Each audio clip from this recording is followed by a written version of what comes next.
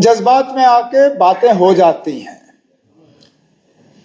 मैंने जो कहा उस पे इनको बुरा लगा, मुझे उस बात का अफसोस है।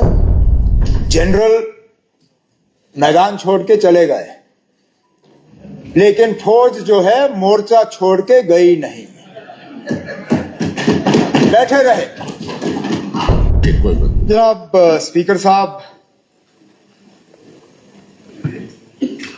श्यामलाल जी सही कहते हैं, मुझे जानते हैं, सलाफिया साहब भी जानते हैं, और हर ऑनरेबल एमएलए के साथ अब पिछले 1-1.5 साल से उठना बैठना तो रहा ही है।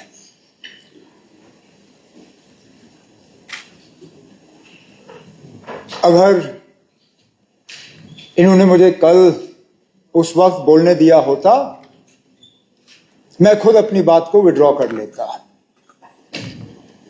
मैंने उस वक्त आपसे कहा था मुझे 1 मिनट दे दीजिए, मैं इसको क्लियर कर दूंगा, लेकिन इनके फील्ड कमांडर जो हैं वो राजी नहीं थे। स्पीकर साहब, धाक देनी चाहिए ऐसी फौज को। जनरल मैदान छोड़ के चले गए, लेकिन फौज जो है मोर्चा छोड़ के गई नहीं, बैठे रहे। अब मैं सुनता रहा, अब 2 मिनट आप सुन लीजिए। ऐसे बहादुर फौज को मैदान में इस तरह इनके कमांडर छोड़ के जाए, मैं नहीं छोड़ूंगा। अब रही बात खामोश, आप खामोश। यहां पे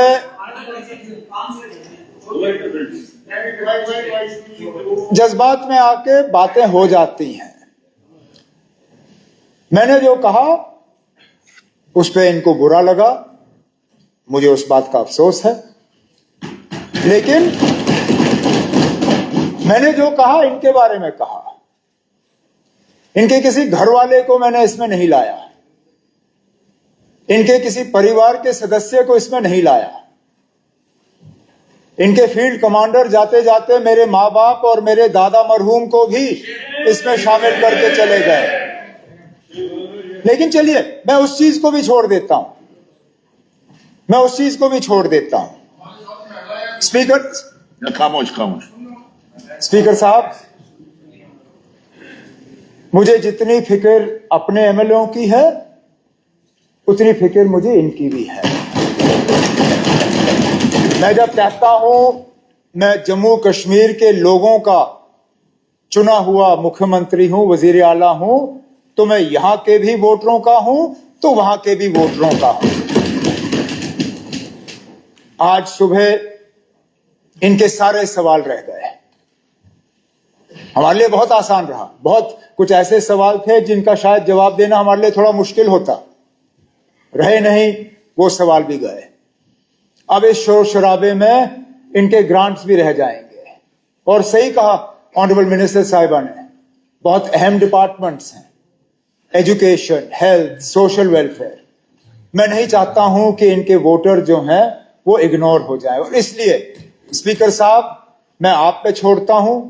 अगर मेरे तरफ से कल मेरी तकरीर में कोई भी अनपार्लियामेंट्री लफ्ज का इस्तेमाल हुआ, वो आप रिकॉर्ड से निकाल दीजिए, मुझे कोई एतराज नहीं होगा।